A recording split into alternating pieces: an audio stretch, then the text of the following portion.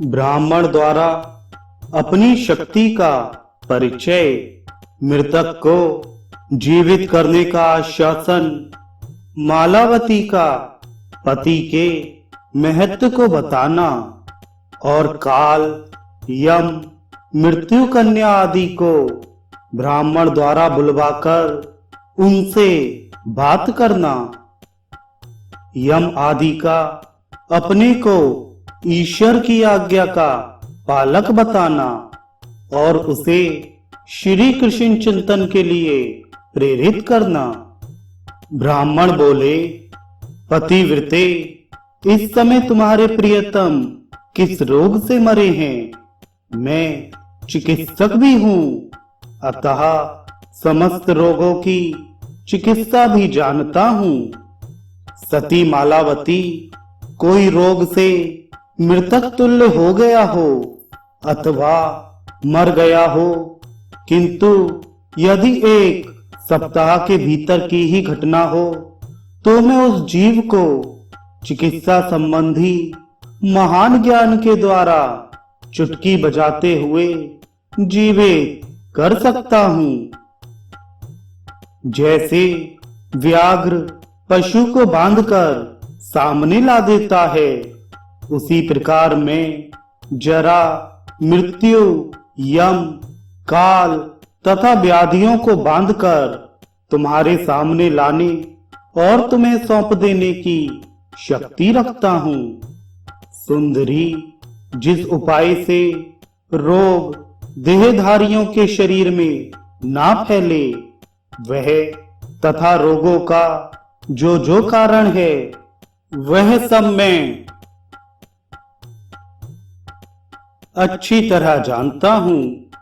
मैं शास्त्र के तत्व ज्ञान के अनुसार उस उपाय को भी जानता हूँ जिससे व्याधियों का दुष्ट एवं अमंगलकारी बीज अंकुरित ही ना हो। जो योग से अथवा रोग जनित कष्ट से देह त्याग करता है, उसके जीवित होने का उपाय क्या है, इसे भी मैं योग धर्म के प्रभाव से जानता हूँ।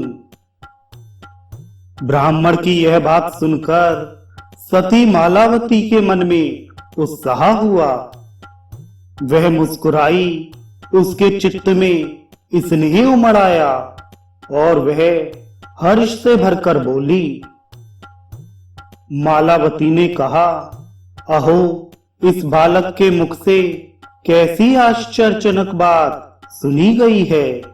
यह अवस्था में तो बहुत छोटा दिखाई देता है, परंतु इसका ज्ञान योग वेत्ताओं के समान उच्च कोटि का है। ब्राह्मण, आपने मेरे प्रियतम पति को जीवित कर देने की प्रतिज्ञा की है। सत्पुरुषों का वचन कभी मिथ्या नहीं होता, अतः उसी क्षण मुझे विश्वास हो गया कि मेरे पति जीवित हो गए। वेद वेत्ताओं में श्रेष्ठ ब्राह्मण, आप मेरे प्राण बल्लभ को पीछे जलाइएगा। पहले मैं संदेहवश जो पूछती हूँ, उसी बात को आप बताने की कृपा करें। इस सभा में जब मेरे प्राणनाथ जीवित हो जाएंगे और जीवित होकर यहाँ मौजूद रहेंगे, तब मैं उनके निकट आपसे कोई बात नहीं पूछ सकूंगी, क्योंकि उनका स्वभाव बड़ा तीखा है। इस सभा में ये ब्रह्मा आदि देवता विद्यमान हैं। वेद वेत्ताओं में श्रेष्ठ आप भी यहाँ उपस्थित हैं, परंतु आप सब लोगों में से कोई भी मेरे स्वामी नहीं हैं। यदि स्वामी अपनी पत्नी की रक्षा करता है तो कोई भी उसका खंडन नहीं कर सकता, तथा यदि वह उसका शासन करता या उसे दंड देता है तो इस भूतल पर दूसरा कोई स्वामी से उसकी रक्षा करने वाला नहीं है। इसी प्रकार देवताओं में, इंद्र में अथवा ब्रह्मा और रुद्र में भी ऐसी शक्ति नहीं है। स्वामी और स्त्री में पति पत्नी भाव संबंध जानना चाहिए। स्वामी ही स्त्रियों का कर्ता, हर्ता, शासक, पोषक, रक्षक, इष्ट देव तथा पूज्य है। नारी के लिए पति से बढ़कर दूसरा कोई गुरु नहीं है। जो उत्तम कुल में उत्पन्न हुई कन्या है, वह सदा अपने प्राण वल्लभ के वश में रहती है। जो स्वतंत्र होती है, वह स्वभाव से ही दुष्टा है। उसे निश्चय ही कुलटा कहा गया है। जो दुष्टा है, मनुष्यों में अधम है तथा परपुरुष का सेवन करती है। वही सदा अपने पति की निंदा करती है। अवश्य ही वह किसी नीच कुल की कन्या होती है। ब्रह्मान, मैं उपवरण की पत्नी, चित्ररथ की पुत्री और गंधर्वराज की पुत्र वधू हूँ। मैंने सदा अपने प्रियतम पति में भक्ति भाव रखा है। वेद वेत्ताओं में श्रेष्ठ ब्राह्मण आप सबको यहाँ बुलाने में समर्थ हैं। अतः काल, यम तथा मृत्यु कन्या को मेरे पास ले आइए। मालावती की यह बात सुनकर वेद वेत्ताओं में उत्तम ब्राह्मण ने उस सभा में उन सबको बुलाकर प्रत्यक्ष खड़ा कर दिया। सती मालावती ने सबसे पहले मृत्यु कन्या को देखा। उसका रूप रंग काला था। वह देखने में भयंकर थी। उसने लाल रंग के कपड़े पहन रखे थे। वह मंद मंद मुस्कुरा रही थी। उसके 6 भुजाएं थी। वह शांत, दयालु और महासती थी तथा अपने स्वामी काल के वाम भाग में 64 पुत्रों के साथ खड़ी थी। तत्पश्चात सती मालावती ने नारायण के अंशभूत काल को भी सामने खड़े देखा। उसका रूप बड़ा ही उग्र, विकट तथा ग्रीष्म ऋतु के सूर्य की भांति प्रचंड तेज से युक्त था। उसके 6 मुख, 16 भुजाएं और 24 नेत्र थे। पैरों की संख्या भी 6 ही थी। शरीर का रंग काला था। उसने भी लाल वस्त्र पहन रखे थे। वह देवताओं का भी देवता है। उसकी विकराल आकृति है। वह सर्वसंहार रूपी काल का आदिदेवता, सर्वेश्वर एवं सनातन भगवान है। उसके मुख पर मंद मुस्कान जनित प्रसन्नता दृष्टिगोचर होती थी। उसने हाथ में अक्षमाला धारण कर रखी थी और वह अपने स्वामी तथा आत्मा परम ब्रह्म श्री कृष्ण का नाम जप रहा था। इसके बाद सती ने अपने सामने अत्यंत दुर्जय व्याधि समूहों को देखा, जो अवस्था में अत्यंत बड़े बूढ़े होने पर भी अपने माता के निकट दूध पीते बच्चों के समान दिखाई देते थे।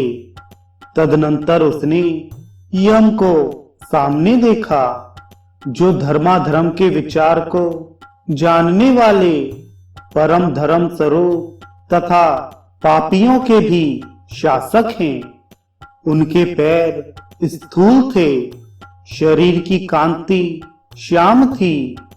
धर्मनिष्ठ सूर्य नंदन यम परब्रह्म स्वरूप सनातन भगवान श्री कृष्ण का मंत्र जप रहे थे। उन सबको देख महासाध्वी मालावती के मुख और नेत्र प्रसन्नता से खेल उठे। उसने निशंक होकर पहले यम से पूछा, मालावती बोली, धर्मशास्त्र विशारद, धर्मनिष्ठ, धर्मराज, प्रभो आप समय का उल्लंघन करके मेरे प्राणनाथ को कैसे लिए जाते हैं?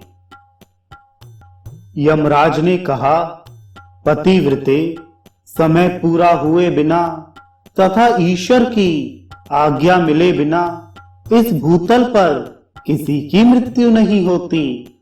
जो मरा नहीं है ऐसे पुरुष को मैं नहीं ले जाता। मैं काल, मृत्यु कन्या तथा अत्यंत दुर्जय व्याधु समूह, ये आयु पूर्ण होने पर जिनके मरण का समय आ पहुंचता है उसी को ईश्वर की आज्ञा से ले जाते हैं। मृत्यु कन्या विचारशील है। यह आयु निशेष होने पर जिसको प्राप्त होती है उसी को मैं ले जाता हूं। तुम उसी से पूछो वह किस कारण से जीव को प्राप्त होती है। मालावती बोली, मृत्यु कन्या, स्वामी के वियोग से होने वाली वेदना को तुम जानती हो। अतः प्यारी सखी, बताओ मेरे जीते जी तुम मेरे प्राण बल्लभ को क्यों हर ले जाती हो? मृत्यु कन्या बोली, पूर्व काल में विश्व सृष्टा ब्रह्मा जी ने इस कर्म के लिए मेरी ही सृष्टि की। पतिव्रते, मैं बड़ी भारी तपस्या करके भी इस कार्य को त्यागने में असमर्थ हूँ। सुंदरी, इस संसार में यदि कोई सतियों में सबसे श्रेष्ठ और तेजस्विनी सती हो तथा वह मुझे अपने तेज से भस्म कर डालने में समर्थ हो जाए, तब तो यहाँ सारी ही आपत्तियों की शांति हो जाएगी। फिर मेरे पुत्रों और स्वामी की जो दशा होनी होगी सो हो जाएगी। काल से प्रेरित होकर ही मैं और मेरे पुत्र व्याधिगण किसी प्राणी का स्पर्श करते हैं। अतः इसमें मेरा तथा मेरे पुत्रों का कोई दोष नहीं है। अब तुम मेरा निश्चित विचार सुनो। भद्रे, धर्म सभा में बैठने वाले जो धर्मज्ञ महात्मा काल हैं उनसे इस विषय में पूछो, फिर जो उचित हो वह अवश्य करना। मालावती ने कहा, हे काल, आप कर्मों के साक्षी हैं, कर्म स्वरूप हैं तथा नारायण के सनातन अंश हैं। भगवान, आप परमेश्वर को नमस्कार है। प्रभो, मैं जीवित हूँ, फिर मेरे प्रियतम को आप क्यों हर ले जाते हैं? कृपा निधे, आप सर्वज्ञ हैं, अतः सबके दुख को भी जानते हैं।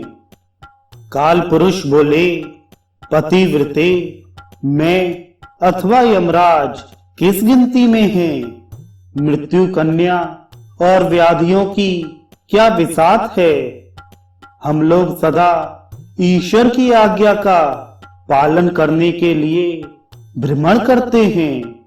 जिन्होंने प्रकृति की सृष्टि की है, ब्रह्मा, विष्णु और शिव आदि देवताओं को प्रकट किया है।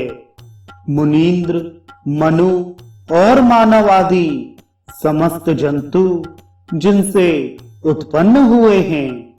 योगी जन जिनके चरणार बिंद का चिंतन करते हैं। बुद्धिमान मनुष्य जिन परमात्मा के पवित्र नामों का सदा जप करते हैं। जिनके भय से हवा चलती है और सूर्य तपता है। जिनकी आज्ञा से ब्रह्मा सृष्टि और विष्णु पालन करते हैं। जिनके आदेश से शंकर संपूर्ण जगत का संहार करते हैं।